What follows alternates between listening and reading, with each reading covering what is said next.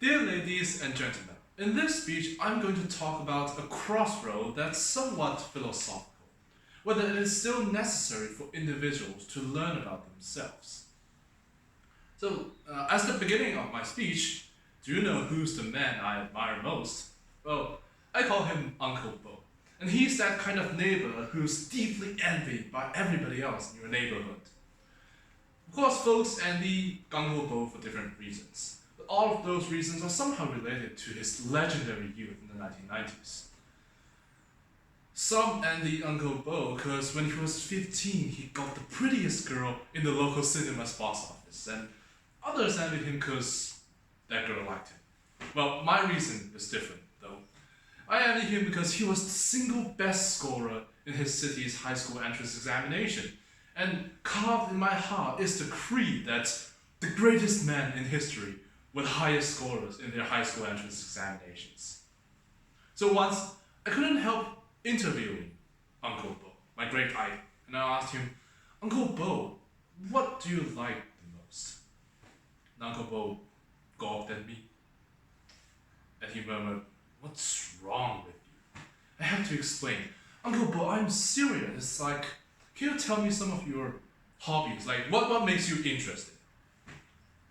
Uncle Bo thought for a while and said, money, perhaps? And I asked him, so what makes money so interesting to you? Why do you like money that much? He said, money is good. And I asked him, why is money that good? And he said, I don't know.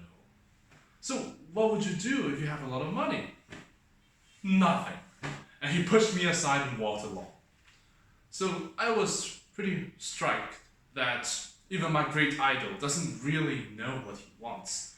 And what's even more striking is that he actually knows little about himself. And that makes me wonder if anyone knows anything about themselves anyway today. Well, I kind of remember when I was 5, I was poring over this science book and with a lollipop in my mouth, and I was staring at this picture of a big, silly-looking old guy named Albert Einstein, and I watched him sticking his tongue out, so I also stuck my tongue out, and boop, my lollipop fell into Einstein's mouth instead.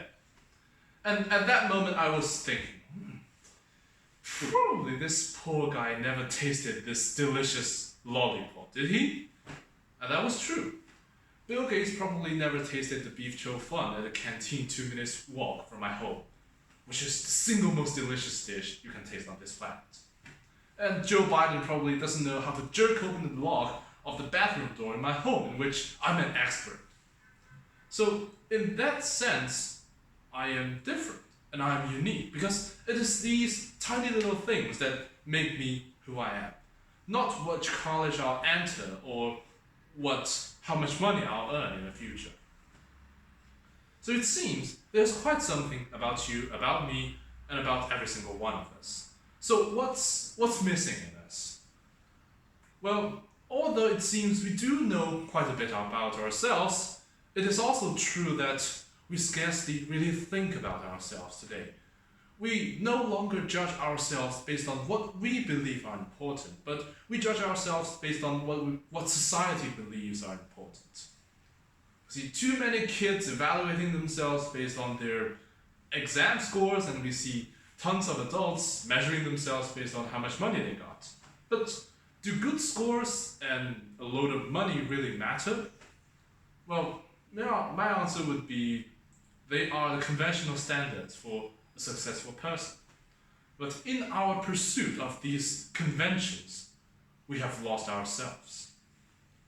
So now this crossroad has emerged. Should we conform to these conventions, or should we stick with ourselves? Honestly, I don't exactly know the answer.